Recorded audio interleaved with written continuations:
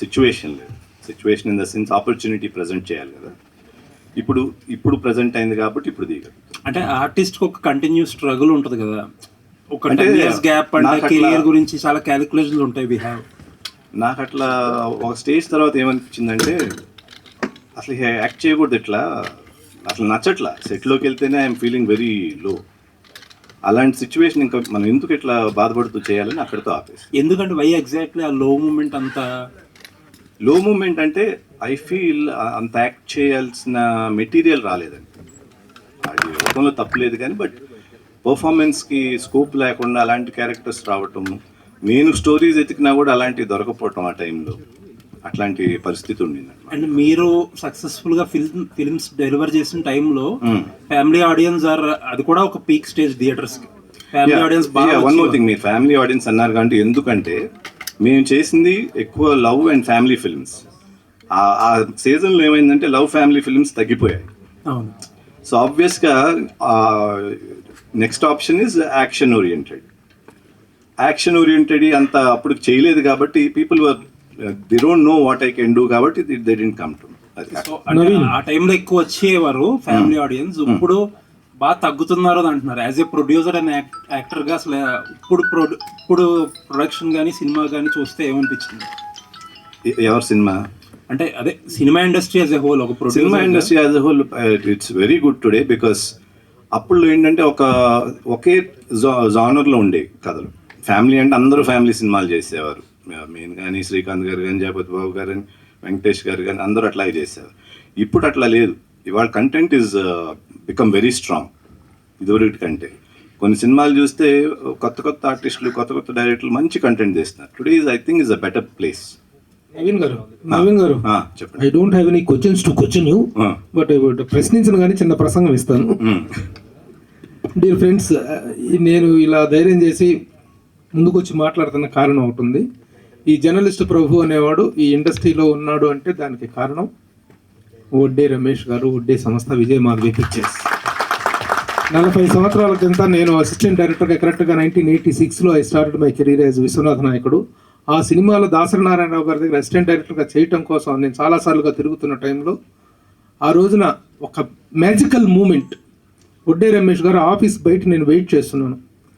దాసరి నారాయణరావు గారు కలిశాను. సార్ నువ్వు 15వ తారీఖున కనిపించబోయా అన్నారు. అప్పటికి కళ్ళమ్మటి నీళ్ళలా కారిపోతున్నాయి, తిండి లేదు, డబ్బులు లేవు జేబులో, దారుణమైన పరిస్థితుల్లో ఉన్నాను. అప్పుడు వడ్డే రమేష్ గారు ఆఫీస్లోకి ఇలా బయటకు వచ్చి నిలబడ్డాను కారు దగ్గర. వడ్డే రమేష్ గారు ఆఫీస్ ఇది, ఇల్లు ఆఫీసు పక్కన ఉంటాయి. ఆయన పక్కన నిలబడి పాన్ బరకనంతో ఇలా చూస్తున్నారు తీక్షణంగా. ఎందుకో తెలియదు, అలా నా కళ్ళలోకి 2 నిమిషాల పాటు అలా ఏకధాటిగా చూశారు. ఆయన చూసిన ఆయన అలా తిరిగేసి వచ్చేసి ఆఫీస్లో నేను పక్కన నిలబడితే అప్పుడు దగ్గరికి వెళ్ళి, సార్ నమస్తే సార్, నా పేరు ప్రభు అండి, ఇట్లా అసిస్టెంట్ డైరెక్టర్గా చేయడానికి వచ్చాను సార్ దాసరి నారాయణరావు గారి దగ్గర. అట్లాగా నేను చెప్పాను. హరిచంద్ర అట్రా, ఆయన స్టైలు, ఆ సింహ గర్జన, ఆయన టీవీయే వేరు అసలు. హరిచంద్ర అట్రా, ఇక్కడ అసిస్టెంట్ డైరెక్టర్ చేస్తాను నేను చెప్పు అని చెప్తే అప్పుడు నన్ను తీసుకెళ్ళిపోయి దాసరి నారాయణరావు గారి దగ్గర గురువు గారికి పరిచయం చేస్తే ఆ విధంగా 1986లో విశ్వనాథ నాయకుడు చిత్రంతో అసిస్టెంట్ డైరెక్టర్గా కెరీర్ స్టార్ట్ చేశాను. ఆ తర్వాత 2 yearsగా జర్నలిస్ట్గా రావటం. ఇంకా జర్నలిస్ట్గా వచ్చిన దగ్గర నుంచి నా జర్నీ అంతా మీకు తెలుసు. అలాంటి ఒక సంస్థలో నేను అసిస్టెంట్ డైరెక్టర్గా చేస్తున్నప్పుడు కరెక్ట్గా 13 ఏళ్ళు 14 ఏళ్ళు బాబు నవీన్ బాబు మన అందరం భుజాల మీద చూసుకొని మా కాబోయే హీరో అని చెప్పేసి అందరం చాలా సెలబ్రేట్గా ఉండేవాళ్ళం.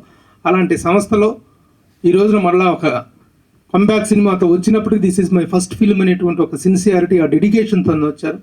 అలాంటి నవీన్ ఎన్ని అద్భుతమైన పాత్రలు తను చేశారు. What a wonderful actor, what a timing, what a sensibility ఉన్నటువంటి యాక్టర్. ఆ గ్యాప్ అనేటువంటి తీసుకోవటం కూడా తను కాపాడుకోవటం కోసమే. నాగేశ్వరరావు గారు ఎప్పుడు ఒక మాట అంటుంటారు, సార్ మీకు ఆఫర్లు వస్తున్నా మీరు ఎందుకు చేయట్లేదు సార్ అంటే, ఇన్ని సంవత్సరాల కెరీర్ని ఒక గొప్పగా తెచ్చుకున్నాను అయ్యా, దాన్ని కాపాడుకోవాలి అంటే నేను తక్కువగా పనిచేయటం ముఖ్యం, తక్కువగా పనిచేసి ఎక్కువ కాలం నిలబడటం అనేటువంటిది ముఖ్యం అన్నారు. ఆ విధంగా 10 సంవత్సరాల గ్యాప్ వచ్చినా కూడా he's being referred, he's enquired, he's being appreciated. అది కాపాడుకోవటం అంటే. అలా తను కాపాడుకుంటూ ఈరోజు అద్భుతమైన సినిమా చేసినటువంటి నవీన్ గారికి and the entire team of this film transfer త్రిమూర్తులకి మీడియా పక్షాన ఇన్ని రోజుల తర్వాత. అవునవును, ఇది ఒక వండర్ఫుల్ పాయింట్. ఆ రోజు నన్ను రమేష్ గారు నాకు ఇచ్చినటువంటి అవకాశం, నేను ఆ తర్వాత ఎంతో మందికి అవకాశం ఇచ్చాను. నా కారణంగా, నా ద్వారా వచ్చిన వాళ్ళ కారణంగా దాదాపు ఒక 50 మంది మీడియా పర్సన్స్ ఇండస్ట్రీకి వచ్చారు. నా దగ్గర పనిచేసిన వాళ్ళు కానీ, నా దగ్గర పనిచేసి వేరే వాళ్ళ దగ్గర ఇంకా స్థాయికి వెళ్ళినటువంటి వాళ్ళు. That is live and let live అనేటువంటిది, బతికించినటువంటి ఒక గొప్ప నానుడికి నిదర్శనం వడ్డే రమేష్ గారు ఆ రోజు నా పట్ల చూపించినట్టు అవుతారు. Thank you sir, thank you very much. Thank you Prabhu గారు. నవీన్ గారు హాయ్ అండి. Hi sir. ఈ సినిమాలో ట్విస్ట్ అండ్ టర్న్స్ చాలా బాగుంటున్నాయి, బాగా వచ్చాయని విన్నాను. అండ్ మీ టెక్నీషియన్స్ కానీ కాస్ట్ అండ్ క్రూ ఒప్పుకోవడానికి one of the reason of course మీరు అయి ఉంటారు, బట్ ట్విస్ట్లే అని చెప్తున్నారు అందరూ. సో మీరు ఒప్పుకోవడానికి కూడా అంటే కథ విషయంలో మీరు చాలా టైం తీసుకున్నారన్నారు కదా. యా ఒప్పుకోవడానికి కారణం ఏంటంటే ఫ్రెష్నెస్. స్క్రీన్ ప్లేలో కానీ స్టోరీ లైన్లో కానీ క్లీషేడ్ అంటే రెగ్యులర్గా వచ్చే సీన్స్ లాగా లేకుండా ఒక కథని స్పీడ్గా ముందుకు తీసుకెళ్లే స్క్రీన్ ప్లే కుదిరింది కాబట్టి ఒప్పుకోవటం జరిగింది. అండ్ మీరు చేసిన మా సినిమాల్లో ఎక్కువ అంటే డాన్స్లు ఫైట్లకి స్కోప్ లేదు, బట్ ఈ సినిమాలో ఫైట్ డాన్స్లు ఇంతకు ముందు కూడా చేశాను, బట్ ఫైట్లు చేయటం అనేది ఈ సినిమాలో కొంచెం ఎక్స్టెన్సివ్గా ఉంటుంది. ఎక్స్టెన్సివ్ అంటే ఓవర్ ఎక్స్టెన్సివ్ కాదు, to where it is required. All the very best అండి. Thank you so much. Thank you. Naveen గారు, మీరు అంటే ఈ తీసుకున్న గ్యాప్ టైంలో మీ సినిమాలని కానీ లేదంటే మీ పేరుని కానీ బాగా ఎలివేట్ చేసిన one of the director Kalyan Shankar. తన మ్యాడ్ అనే మూవీలో I want to thank him also in this perspective that he used it in mad film కదా. సో ఆ టైంలో అంటే అది అన్ఎక్స్పెక్టెడ్ కదా మాకు వరకు. సో మీరు ఆ సినిమాలు చూసినప్పుడు కానీ లేదంటే మీమ్స్ ఏమైనా వచ్చినప్పుడు కానీ మీ రియాక్షన్ ఏంటండి? I felt happy, something is reminding people అని, సంబడి ఈజ్ డూయింగ్ ప్రమోషన్. అందుకే అన్న ఎప్పుడు ఆడియన్స్ కానీ ఫ్యాన్స్ కానీ they kept keeping me going during this gap అని. Yeah really thank them. Okay. At the same time మీరు ఇప్పుడు ఇన్నాళ్ళ తర్వాత ఒక కంబ్యాక్ ఇస్తున్నారని చెప్పేసి అంటే లైక్ మీరు అనౌన్స్ చేసినప్పటి నుంచి కూడా there been a good buzz.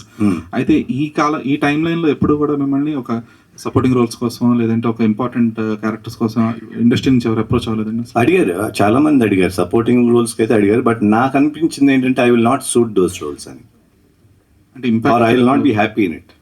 నేను ఇంపాక్ట్ కోసం చూస్తున్నాను. మీరు ఇది అడిగారు కాబట్టి చెప్తున్నా. రామ్ గోపాల్ వరం గారి attack cinema is my last film, దాంట్లో సపోర్టింగ్ క్యారెక్టర్ చేశాను. సో రామ్ గోపాల్ వరం గారు షూటింగ్ ఆల్మోస్ట్ ఒక 4-5 days అయిపోయింది. He came to my vanity van. So వచ్చి I want to tell my opinion about you Naveen అన్న. చెప్పండి సార్ అని. యూఆర్ గుడ్ లుకింగ్ గాయ్, ఆయన స్టైల్లో చెప్తారు కదా, you're good looking guy, but I don't think you should be working like this. You have a particular film for yourself, you work in that అన్నారని. అప్పటికి నా మైండ్లో కూడా అదే నాంతాను, ఇది కరెక్ట్ కాదు, I was not comfortable also. So అక్కడి నుంచి డిసైడ్ అయ్యాక సినిమా అనేది చేయటం లేదు, అసలు చేయకపోతే కంప్లీట్గా లేదు, ఏదైనా వస్తే మంచి సినిమా అంటే నాకు నచ్చేటట్టుగా ఉండి ఆడియన్స్కి నచ్చుతుంది అనుకుని చేసిన సినిమా అయితే చేద్దాం. సో గోయింగ్ ఫార్వర్డ్ అలా ఉండబోతుంది sir? Can't predict, will see. Already ఇప్పుడు ఉన్న సిచ్యువేషన్స్లో థియేటర్స్కి కొంచెం పరిస్థితులు, ఇదివరకు సినిమా విడుదలైందంటే ఖచ్చితంగా ఒక రన్ ఉండేది. ఇప్పుడున్న పరిస్థితుల్లోకి వచ్చేసరికి ఆ రన్ కొంచెం బాగా తగ్గుతూ ఉంది. ఒక్కోసారి ఇబ్బందికరమైన పరిస్థితి కూడా ఉంది. ఏది మోర్ ఆర్ లెస్ చాలా బాగుంది అంటే తప్ప. అలానే ఓటీటీ ప్లాట్ఫామ్స్ కూడా నాకు తెలిసి మీది ఇక్కడ జీ తెలుగు, జీ సినిమాలు అవన్నీ వేసారంటే మీరు ఓటీటీ కూడా అమ్మేసినట్టున్నారు. అవునా సార్? అయిపోయింది. అంటే అప్పటికి ఇప్పటికి మీరు గమనించిన తేడా ఏంటి? ఇప్పుడు థియేటర్ దాని మీద మీకు వస్తున్న ప్రిడిక్షన్స్ ఏంటి? అప్పటికి ఇప్పటికి ఏంటంటే ఇవాళ ఒక చిన్న అడ్వాంటేజ్ ఏంటంటే ఇదివరకంటే హీరోలు సినిమాలకి వెళ్ళేవారు, ఎట్లయినా ఒక సినిమాకి వెళ్ళేవారు మినిమంగా. ఇప్పుడు ఏంటంటే కంటెంట్ ఉంటే సినిమాకి వెళ్తున్నారు, హీరోలు సినిమాలకి వెళ్తున్నారు, బట్ దాంట్లో కంటెంట్ లేకపోతే అయ్యినా లేకపోతే మామూలు సినిమాలైనా they are not almost avoid చేస్తున్నారు, ఓటీటీలో వస్తుందో లేదు. సో థియేటర్లో మంచి ఎక్స్పీరియన్స్ ఇచ్చే సినిమా ఉంటే ఇవాళ కూడా I think they are coming to the theaters and there is no problem with that. రావట్లేదంటే ఆ కంటెంట్ ఏదో వాళ్ళకి కన్వే అవ్వట్లేదు అనేది అర్థం అవుతుంది. డైరెక్టర్ కమల్ గారు సార్, ఎవరైనా ఇప్పుడు పూరి గారి దగ్గర పనిచేశారు అంటే వాళ్ళంతా కొత్త న్యూ ఏజ్ జనరేషన్ అనుకుని కొత్త హీరోలు బాగా ట్రెండీగా చేయాలనుకుంటారు. మీరెందుకు వడ్డే నవీన్ గారితో సినిమా చేయాలనుకున్నారు? Sir it's a challenge sir. నాకు బేసిక్గా ఇట్స్ అన్ ఆపర్చునిటీ. సో వాళ్ళతో చేయాలి వీళ్ళతో చేయాలి. ఒక మేకర్కి ఎప్పుడైనా సార్ ఆపర్చునిటీ ఈజ్ ఇంపార్టెంట్.